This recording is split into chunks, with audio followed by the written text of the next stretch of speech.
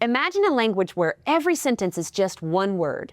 Those are your finances without dimensions. So let's fix that.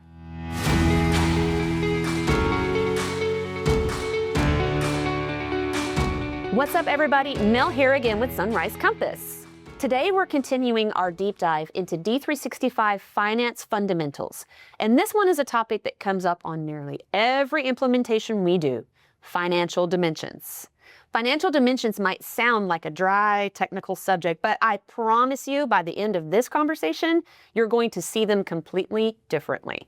Now, last time we talked with David Neil about chart of accounts, and we hinted about financial dimensions, so I talked him into staying for another episode of Compass just to talk about that. So welcome back to the vlog, David. Thanks for having me back, Mel. Yeah, this time we're going to talk about financial dimensions, but before we get into it, remind everybody where those fit in the more overall D365 finance area. Yeah, I thought you painted the picture well, Mel, in the first introduction where you said, one sentence words. Mm-hmm. When we think about main accounts, that's really what they are. We don't get that descriptive information. We're just getting expense happened. When we talk about adding financial dimensions to the mix, we're adding context. We're adding adjectives to our sentence to describe how and kind of qualities about that expense. Okay. So we talk about departments, we talk about regions, adding flavor to our financial account. Instead of having just a long list of nouns, now we have some adverbs and other things that make up a whole sentence. Yes. Without financial dimensions, you tend to get a lot of nouns, a lot of these main accounts that could easily be shrunk down and then sliced and diced with dimensions. Okay. So for someone who is new to financial dimensions in D365, can you tell us what they are exactly and how they work? Yeah. So a financial dimension in its most basic form is a financial tool that's used in ledger reports. You could describe it as an analytical attribute that's tagged onto ledger transactions in the system. Base examples of these financial dimensions would include things like department, a cost center, a business unit, a region or location, just to name a few that companies tend to start with. These financial dimensions are important, but the use of them is important as well. So when we talk about a main account and a financial dimension, those come together to create our account string. We also have something called the account structure, which is a rules engine that basically validates, is this main account and this financial dimension allowed to be used in this combination together? There are certain scenarios where finance wants to control the use of these, and the account structure gives them the ability to do so. So what does a world look like without financial dimensions? So let's say the company is struggling to get them set up correctly, or maybe they just skip it altogether. What would life be like? It really looks like a very large list of main accounts, a very large chart of accounts where you have maybe account 7100 represents travel for the sales department. Mm-hmm. Then you have another account 7101 that's travel for the IT department. Every department you have is going to have a different main account. And that really leads to a lot of headache down the line, because every time you get a new department that you want to track, a new reporting requirement, you have a whole new section of accounts that you have to add. And for a financial consultant, that means you have to update tons of posting profiles every time there's a new reporting need as well. And you have to probably, if you had anything set up manually in reports, you have to go and manually redo everything. Exactly. Bad idea. Okay, so let's say somebody is sitting down to design their financial dimensions. How do they figure out what they need to design? Is there a method to it? There sure is. So the first question that you want to ask yourself and the business is, what does leadership hope to get out of the financial information in the system? And what decisions are they making based on the financial information they're getting from the system? That will help you know what formatting needs to be taken into account in our financial reports. Mm-hmm. And that gives you a basis for these dimensions. A business unit, a department is going to be valuable for the leadership team. When we think about actually designing these dimensions and deciding which dimensions to use, I look at it in two buckets. What's a need and what's a nice to have. Right. The needs are going to be clear financial dimensions. Nice to haves, we may use other reporting tools. Mm-hmm. Financial tags is an example of that.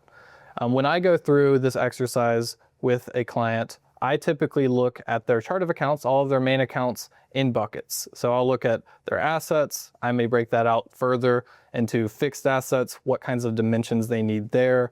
You look on the P&L side as well, what dimensions or equivalent reporting tools are they using for revenue tracking, expense tracking, is location important to them, etc. Once you've gone through those in the segments of the main accounts, then you can get more granular and go to the main account level on the individual basis if needed. And so each different business is going to have different needs. And so you're listening for what that particular business finds important. Exactly. But what they find important, another business may or may not. Yeah, and what I would say to that end is all of them are going to have different requirements, but at the end of the day, you want to follow the principle of less is more with dimensions. You can have tons of dimensions if you want. I typically follow the rule of sticking between 2 and 5. 3D is a good kind of acronym that I use to remember that. That's kind of the sweet spot, because if you get greater than that, you're going to have long-running reports. You're going to have analysis that's harder to perform. And really, that's where I find that we're adding dimensions that may not be as important across the whole chart of accounts or across even most of the chart of accounts. Which is where those other tools come into play, like tags. Exactly. That's right. So financial tags, tell us more about what those are. How do they differ really from dimensions? Yeah, great question. Dimensions, they've been around for a while. Tags are a little bit newer. When we talk about tags, we're talking about more informal, internal, non-auditable tracking, reporting requirements that we're handling. This is almost that nice to have bucket that we've talked about. It may not be a financial dimension, but we can still handle the requirement with the financial tag. So something I read one time, and see if this is still true, is that information you want to track in reports, if it's something that's happening over and over and over and over, that's probably a dimension, most likely. But something that's a one-off, like sales order number or something like that, would be better off as a tag. Is that still true? That's pretty spot on. I've heard examples of tags being like a project. So something that isn't going to be used, but it will be used for a small time frame rather than an extended life of a business. Okay.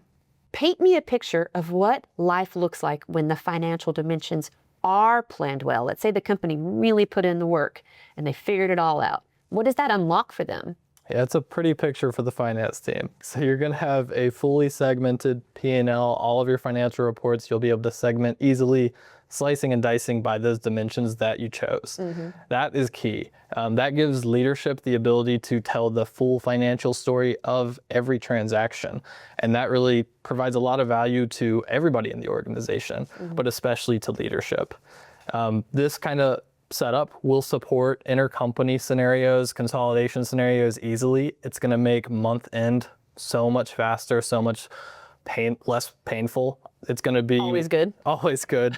Like to keep everybody happy at month and year end. Yes. And going back to the language analogy, it really gives your accounting and finance teams the ability to tell the story they need to tell just by choosing report filters, just by choosing the correct dimensions to use. It gives you the full contextual story with little effort. That's great, because back in the day, we used to have to hand code and hard code all the little filters and reports. And then when you'd add something, we'd have to go and fix all the reports to have that new choice.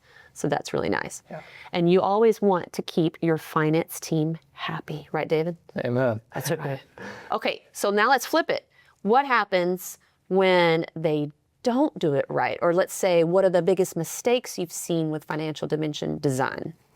I'd say number one on the list is too many dimensions, over dimensioning. This is where we have, our base 3 to 5 that we do need, and then we have these others on our mind that we think could be valuable, and we end up with 8 to 10 dimensions. This leads to reports taking forever to run. The accounting team entering these dimensions is going to have a much longer and more painful process, lots of manual effort needed. I'd say another example is not setting up the account structure with regard to other departments. This can lead to posting errors in other processes. The sales order invoice posting may fail, and that's going to cause a headache throughout the organization. Yeah. So it's important to make sure when we set up the account structure, we keep in mind all of these other departments and we test, and test. And then I'd also say just confusing what a dimension is versus what something like a tag could represent. That kind of goes back to my first point, making sure we're leveraging all of the reporting tools available. And lastly, I'd probably include dimension defaulting not being fully taken advantage of. So when we talk about dimensions, you do have the ability to go in and manually update dimensions on each transaction, on each order, but you have the ability to default these from things like customers, vendors, main accounts, items.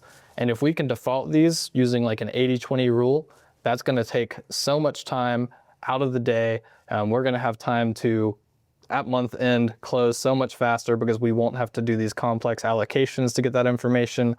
From the point of entry, that data is going to be correct. It's going to be clean. It's going to be clear. That's a good point. I have seen that whenever we put dimensions on maybe some on the customer, some on the item, some on maybe the store they bought it in or whatever, on the sales order that inevitably results, then they come together and you can decide which one takes precedence. If they come in with department, you can decide which one wins, can't you? Yep. Yeah. So I've seen that happen before. So that's good. And that's a big time saver for sure. All right. Any final thoughts for us? I'd say the last thing that I'd keep in mind with financial dimensions is the importance of the account structure. It can be a bit of a beast to set up, but it is crucial, and it's crucial to get started early. Oftentimes, people will leave the account structure wide open with no real rules in it, and postings will happen. Other users will think the system is operating as it should be. Finance then sees it at the end of the day, and they realize none of these transactions have the desired dimensions. So they need to get in, make sure those rules are tested early and often. And then as they test those, they can find the line. It's a balancing act. How strict do we need to be for some accounts versus when do we allow things like blanks? When do we require a certain value versus when is any value going to be okay? Okay. Yeah, so that's really what I'd say is a big factor to test with financial dimensions.